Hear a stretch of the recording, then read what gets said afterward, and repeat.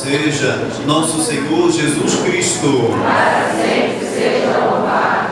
Quando eu era criança, eu escutava uma expressão que me intrigava de minha mãe, meus avós, algumas pessoas adultas. Elas diziam assim: querido, não fale isso, porque nessa hora os anjos podem dizer amém. E se os anjos dizem amém, então vai acontecer. E aquilo me intrigava e eu morria de medo de falar alguma coisa ruim, porque vai que o anjo naquela hora diz amém. Claro, não sei se você já ouviu falar sobre isso, é um pouco do senso comum. Me intriga muito isso. Eu resolvi fazer essas coisas populares, eu gosto de fazer pesquisas. Estou desenvolvendo uma tese na Universidade de Cambridge. Estou desenvolvendo uma tese e tentei linkar isso, essa frase popular, porque quando algo é muito popular, o povo diz com firmeza, dizem que a voz do povo é a voz de Deus, né?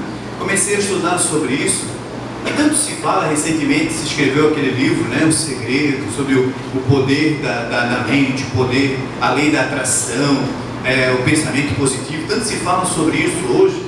Aí eu fiquei intrigado, tentando linkar um pouco com isso, né? O poder da palavra, né? Já que eu falava alguma coisa quando era criança, se o anjo passasse e dissesse amém, isso aconteceria. Eu vou então para a Bíblia. A Bíblia, de fato, é uma tese, né? Uma biblioteca, são 72 livros inspirados por Deus, e lá deve ter então uma solução para esta questão. E aí eu descobri, estudando a Bíblia, principalmente no livro do Apocalipse, tem uma passagem lá que João diz assim: o amém falará conosco. João chama Deus de amém. Amém significa assim seja, ou sim, é a mesma coisa. Então eu descobri, isso é uma tese muito minha, tá bom? Eu descobri que Deus só fala amém. Ou seja, Deus só fala sim. Deus nunca fala não. Por isso, nós temos que, de fato, tomar cuidado com aquilo que a gente fala e com aquilo que a gente pensa. Ou seja, na prática, tira uma mensagem para a tua vida. Cuida com a murmuração, com a reclamação, com o praguejamento. Não sei se essa palavra existe no português, ou seja, ficar praguejando, ficar como que rogando praga. Poder da palavra maldita, do pensamento maldito. Porque tudo que você fala, Deus diz amém. Ou seja, Deus diz assim seja. Faz todo sentido com aquilo que a minha mãe, na sua simplicidade, a minha avó, falava quando eu era pequeno. Ou seja, na sua sabedoria popular, estava dizendo: meu filho, fale sempre coisas positivas. A tua palavra tem poder. Faça sempre coisas positivas. Pense em coisas positivas, porque Deus estará te abençoando naquilo que você acreditar. Aquilo que você acredita se torna uma realidade. Deus é o amém. Deus diz sempre assim seja. Se a pessoa diz: eu tenho o dedo podre, padre, eu escuto isso tanto, eu só arranjo coisa ruim, nunca acho um homem bom, eu tenho o dedo podre. Deus diz amém. Não, só vai arranjar coisa ruim. De repente um pai diz para o filho, quando o filho é pequeno: você não vai ser nada na vida, você não presta, rapaz, você é burro, não sei. Deus diz amém. Aí já está como que amaldiçoando a vida do filho. Ele está determinando, fica aquilo para a vida dele. Ou a pessoa diz muito: padre, eu não tenho sorte. Amém. Deus diz amém. Padre, eu vou ser uma pessoa infeliz, eu não sou capaz. Amém. Então, cuida com o que diz. Eu sou muito feio. Amém. Vai ser feio sempre. E para tudo. Eu vou morrer cedo. Amém. Eu acho que eu estou com uma doença muito grave, porque o médico falou, padre, que eu tenho até que marcar quanto antes a consulta, porque deu o resultado do exame, eu acho que eu vou morrer cedo. Amém. Mesmo que o diagnóstico não seja lá a melhor coisa possível, diga: não, para Deus nada é impossível. Pense positivo. Então tira de uma vez por todas, eu insisto muito nisso, porque dá para ver. E cada vez mais ao nosso derredor, se você parar, principalmente dentro de nossas casas, às vezes isso toma conta, é um negativismo danado. Pessoas sempre se arrastando e já de maneira pessimista, como que determinando a sua vida particular.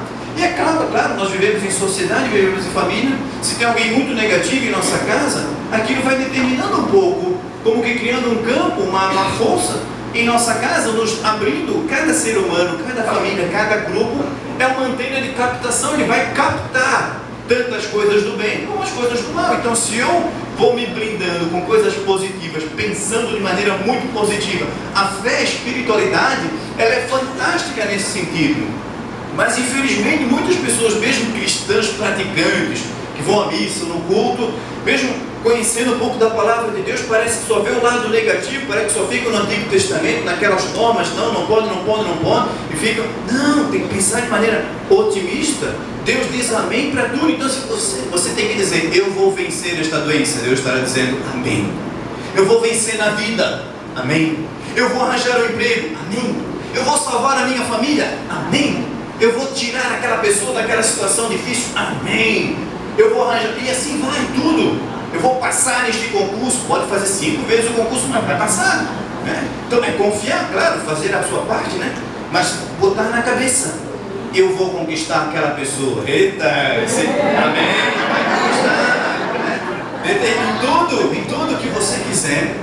Isso não é palestra motivacional, é minha tese de Cambridge, minha tese bíblica. Vai que o anjo diz amém. Eu quero te dizer, não é o anjo que diz amém, é o próprio Deus, porque Deus é o assim seja. Então pense nisso, antes de abrir a boca para reclamar de alguma coisa a partir de hoje. Aí alguém poderia dizer assim, padre, eu estou ferrado, porque quando eu era criança, meu pai chegava em casa talvez bêbado e falava um monte de coisa ruim para mim. O meu avô, o meu tataravô já disse que a nossa família inteira não iria prestar. Jogou uma praga para a família inteira. Quando eu era criança, a minha mãe me chamou de burro e disse que eu não ia ser nada, que eu só ia arranjar homem ruim para a minha vida, e de fato só arranjo homem ruim. Claro, então, estou ferrado, padre? Não. Por isso que existe oração de quebra de maldição. Essas orações que parecem ser absurdas, mas elas têm muito sentido. Até coloquei naquele último livro, oração de quebra de maldição, de descontaminação. Ou seja, você vai trocar a palavra maldita pela palavra bendita, você vai realmente quebrar isso. Ou seja, se até então alguém lançou uma palavra sobre ti, alguém te desejou o mal, consciente ou inconscientemente, ou você mesmo tomou posse disso e determinou, não vai dar certo, eu não tenho sorte, é assim mesmo, eu sou um azarado, eu tenho dedo podre, a partir de hoje tem que quebrar isso. Como que fazer uma grande oração forte nesta lista e dizer, não, eu vou cortar esse cordão umbilical com o meu passado, com aquilo que meu avô disse, o meu bisavô, tataravô, o meu pai disse à minha mãe, não importa o que foi dito lá atrás, ou o que desejaram para a minha vida. Tem gente que deseja um monte que a gente se quebre, que a gente se ferre. Eu penso que isso, de certa forma, se você deixa a janelinha aberta, interfere na tua vida. É palavra, porque a outra pessoa disse, eu quero que aquela fulana se dê mal. Amém. Infelizmente, tem amém para tudo. Então você tem que cuidar com a palavra dita e com a palavra que te diz, a teu respeito, tem que quebrar com isso. Como que eu quebro? Trocando então de fato essa palavra negativa pelo amém positivo. Amém para a vida, amém para a felicidade, amém para o amor, amém para as finanças, amém para um projeto. Eu confio, vai dar certo, porque Deus está ao meu lado. Deus não me deu, está escrito na Bíblia, um espírito de timidez, mas um espírito de coragem e um espírito de ousadia. É interessante que, se você olhar para o ministério de Jesus, ele começou tudo com pessoas, digamos assim, muito limitadas. Pescadores, cobradores de impostos, isso e aquilo. Mas é interessante, por que ele escolheu pescadores? Os pescadores estavam muito acostumados com as intempéries da vida. Vento, chuva, pescaram na noite inteira, mas o pescador, ele é persistente. Ele vai lá, lança a rede hoje, não pega um peixe, mas amanhã ele está lá de novo. Tem dia que ele pesca um monte de coisa, tem dia que não pesca nada. Então Jesus, sabendo disso, mas é claro, eu trabalhei em comunidades de pescadores, tem algumas dessas pessoas que são um pouco acomodadas e até um pouco pessimistas, não vai dar muito certo hoje não sei o quê. De repente Pedro disse, não vou botar meu barco na água para fazer essa pesquinha aí que ele falou, não vou jogar a rede. Então Jesus ele tinha esse poder de transformar as mentes. Ele pegava pessoas que tinham um potencial danado, mas que talvez esse potencial não estava ainda descoberto. Eles não tinham tomado consciência do potencial que eles tinham. Para falar sobre isso, ele usou aquela comparação da semente de mostarda, né, que é a menor de todas as sementes, segundo ele, mas dentro daquela semente minúscula existe uma árvore imensa, não é assim? há um potencial dentro de uma semente para uma grande árvore, estrondosa, enorme, forte, que poderia ser e produzir frutos. Basta o quê? Que aquilo que tem no conteúdo da semente venha à tona. Jesus, ele era por isso que ele usa muito o título, o atributo de agricultor, né? Ele, o pai é o agricultor, o dono da vinha, ele é aquele que vai semeando, vai colher os frutos. Então, cada vez que você vem à missa, ele quer, com sua palavra, despertar isso em você, em mim. É fantástico, se você parar para pensar o poder que tem a espiritualidade. Cada vez que você vem à missa, palavras positivas são lançadas sobre você, sobre sua vida. A missa começa com o sinal da cruz. E qual é o último momento da missa? É uma bênção. Você sai abençoado. O Padre diz: Deus te abençoe em nome do Pai, do Filho e do Espírito Santo. Está pensando que é pouca coisa? É muita coisa, meu Deus do céu. Imposição das mãos e palavra, uma bênção para a tua vida. Vai em paz, Deus te acompanhe. Meu Deus do céu, coisa boa. De repente lá você escutou, ou você estudou isso e aquilo, né? Você chega aqui, Deus te abençoe. Você é abençoado, você pode, você vai além. Meu Deus, é sabedoria cultivar a espiritualidade. Até porque todos nós, em algum momento da vida, quem sabe, passamos por maldições, por praguejamento nosso, ou de alguém que fez sobre nós. Então é necessário quebrar com isso e a partir de hoje renascer. A partir de hoje, nova postura. Nós estamos numa campanha, já fim da mensagem de hoje, se bem que foi só a introdução, na verdade, é só para vocês se animarem, né? Estamos numa campanha de oração pelas famílias. Claro, porque de fato, se parar para pensar, tudo começa lá, na família. Você pode ter dinheiro, você pode ter um bom emprego, mas se você não está bem na família, você vai trabalhar meio arrasado, meio se arrastando, meio preocupado, não vai conseguir se concentrar. Se tem alguém doente em casa, da mesma forma. Então tudo começa lá. Ao mesmo tempo, a personalidade que você tem, você recebeu da sua família. Quem sabe a sorte que você tem, você recebeu da sua família, ou o azar que você acha que tem, recebeu também da família. Talvez na infância a tua família era super harmoniosa, carinhosa, afetuosa, mas muitas famílias nós sabemos que assim não foram. Hoje você está, quem sabe, constituindo uma família, vivenciando uma outra realidade familiar, mas de vez em quando as coisas não saem do jeito que você gostaria. De vez em quando as coisas saem da afinação, da sintonia. A família é uma grande orquestra. O maestro deveria ser Jesus, representado pelo pai ou pela mãe, mas nem sempre os músicos tocam da forma correta. Às vezes um desafina lá, o outro arrebenta a corda do violão, do violoncelo, o outro resolve não tocar aquele disco, né? Família é assim um pouquinho. Então você vem aqui nessa regência que Jesus faz para se tocar. Opa, eu tenho que estimular talvez aquele músico da minha família, aquele membro da família que está desanimado, que está desafinado. Isso é ser cuidadoso. Casar ou estar numa família, seja lá qual for a função que você desempenha, amar um ser humano. Eu falava no início, a expressão máxima de amor é o cuidado. Quem ama, cuida. Cuida de tudo para que o outro seja feliz.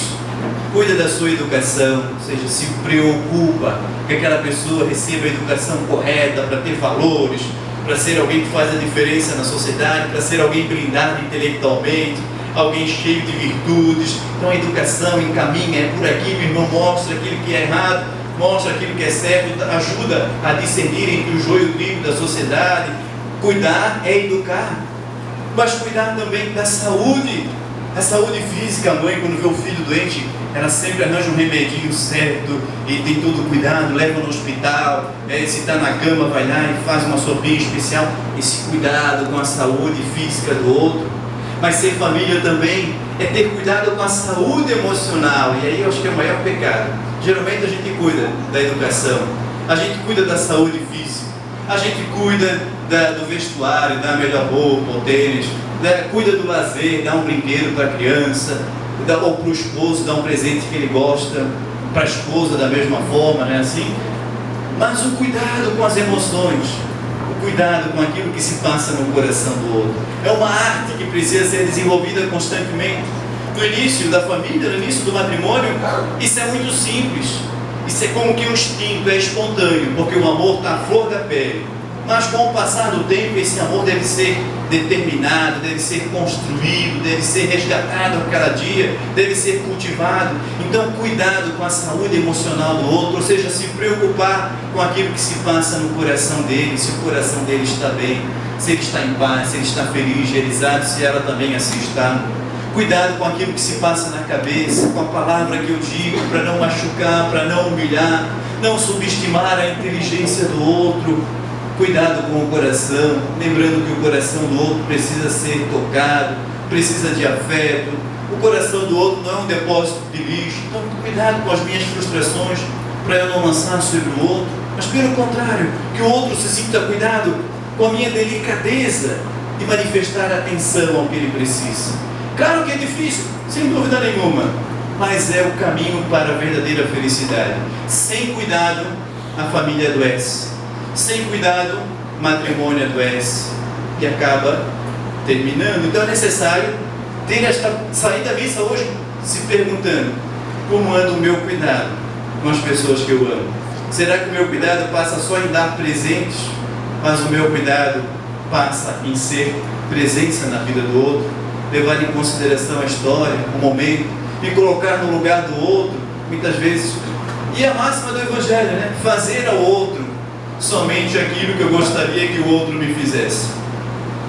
Ou o contrário, né? Não fazer ao outro aquilo que eu não gostaria que o outro fizesse para mim. De fato, é se colocar no lugar dele. É a máxima para viver bem em família. Com o passar dos anos, repito, a gente vai se descuidando neste ponto. Não interessa o que se passa no coração dela, não interessa se ela está bem ou não, o importante é que eu esteja feliz, esteja prazeroso, e não percebemos que o outro está chorando, está machucado, está triste, não está satisfeito, não está realizado.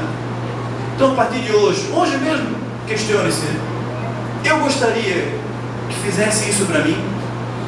Você, homem, agora, com toda sinceridade, não fique constrangido, né? Mas pela natureza ou pela sociedade, sabe-se que a fidelidade é mais difícil para o lado masculino, né? A cultura da sociedade atual estimula mais os homens a não serem tão fiéis. Seja sincero, mesmo pergunte se você gostaria que ela fizesse isso contigo, você que não é fiel.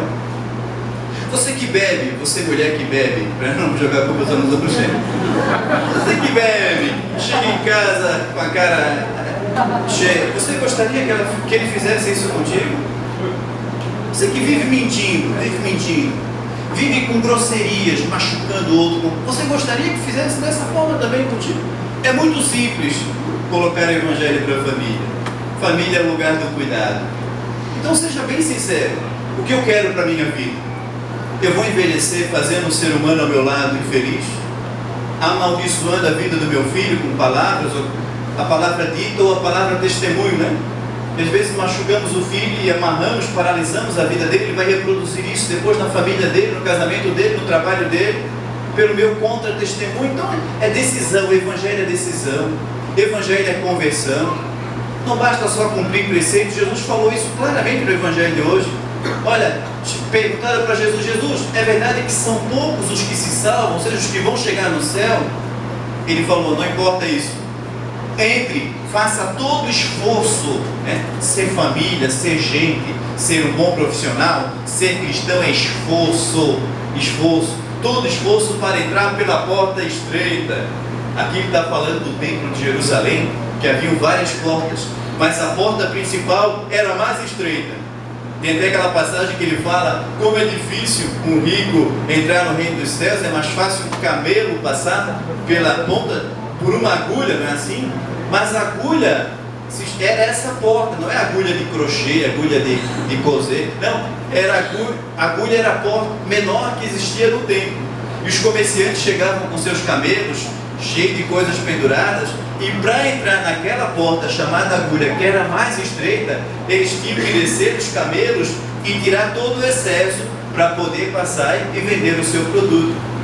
Jesus pega isso e faz uma analogia com o céu. Queres entrar no céu? De vez em quando é necessário descer do orgulho, da vaidade, da cabeça dura, da insensibilidade, ou seja, de tudo aquilo que você foi carregando, acumulando na sua personalidade. Talvez você não tenha culpa disso, mas você pode determinar Talvez não consiga de hoje para amanhã, mas determina cada dia, que nem dizem os alcoólicos anônimos, por hoje não, ou aquele projeto que tem na canção nova, PHN, então por hoje não pecar, tenta não pecar, mesmo que você não consiga, hoje eu não consegui, padre, eu fui grosso com ela, tenta amanhã. Padre, hoje eu não consegui encher a cara, tenta amanhã não encher a cara, porque você sabe que essa porcaria te prejudica. Padre, eu não consegui, entrei num site pornográfico, traí a minha mulher em pensamento. Tá, não conseguiu hoje, mas amanhã tenta, esforço, porta estreita. Mas o céu me preocupa quando eu estiver velho. Mas não é só o céu lá em cima, é céu aqui na terra, meu filho, meu irmão. Vai deixar para ser feliz só depois que morrer? E se não for para o céu? Não, é esforço. Claro, e termino. A sociedade não nos ajuda muito, né? Nós vivemos uma sociedade light, né? Com baixas calorias espirituais, baixas calorias emocionais.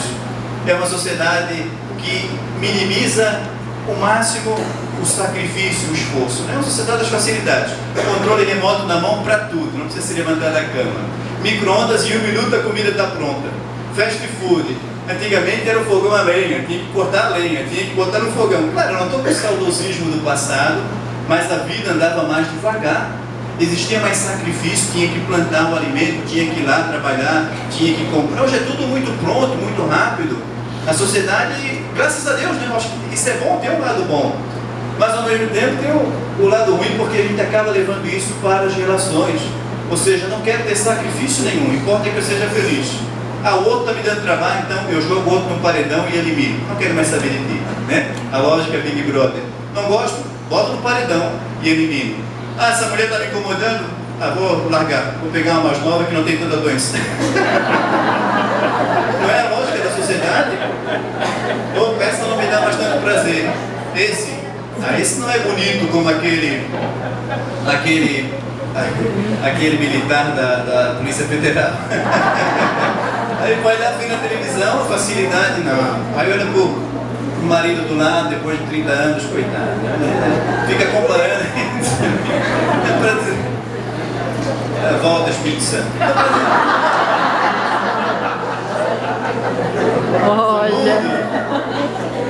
O mundo facilitou demais a nossa vida, mas as relações continuam difíceis. As relações precisam de sacrifício, de esforço. O esforço de ter paciência, o esforço de ter a tolerância, o cuidado com o coração do outro, o carinho que ele precisa, a atenção. Jesus falou ali sobre justiça, né? O outro é direito do outro ser cuidado. E a nossa justiça passa. E fazer esse sacrifício, esse esforço, não entrar na lógica da sociedade atual, do descarte, das coisas instantâneas, vapt-vupt, importa ter a emoção máxima agora e depois que se ferre, jogando todo o projeto de vida. Eu acho que por isso, como nunca na sociedade, nós temos tantas pessoas doentes, tristes, deprimidas, né? A igreja recebe quase tudo isso, os consultórios de psicólogos estão cheios também. Acho que nunca na sociedade nós tivemos tantas pessoas feridas e machucadas. E vivemos no mundo das facilidades. O que está acontecendo? Facilitamos tudo, a comunicação instantânea, a comida instantânea, tudo é muito rápido. Mas as relações não podem ser instantâneas, rápidas e descartáveis. O ser humano tem o seu valor, merece ser respeitado na sua dignidade. Por isso nós estamos aqui rezando para lembrar dessas coisas e lembrando também que a nossa palavra, aquilo que acreditamos, tem de fato poder e Deus estará dizendo amém. Por mais que para você seja difícil ser honesto, ser justo, ser fiel, abandonar o vício, abandonar o alcoolismo, seja o que for, abandonar a vida de solteiro, abandonar a insensibilidade, aquela querer ter o prazer sozinho e não se preocupar com os filhos, com a família. Mas é o sacrifício que temos que fazer, o sacrifício que nos leva à plenitude, nos leva ao céu, nos leva à verdadeira felicidade. Por mais que seja difícil, diga para Deus hoje: Deus, eu quero. E o que Deus vai dizer? Amém. Assim seja, sim. Lembrando, Deus só diz sim. Então cuida com o que você vai dizer diante de Deus. Amém. Amém.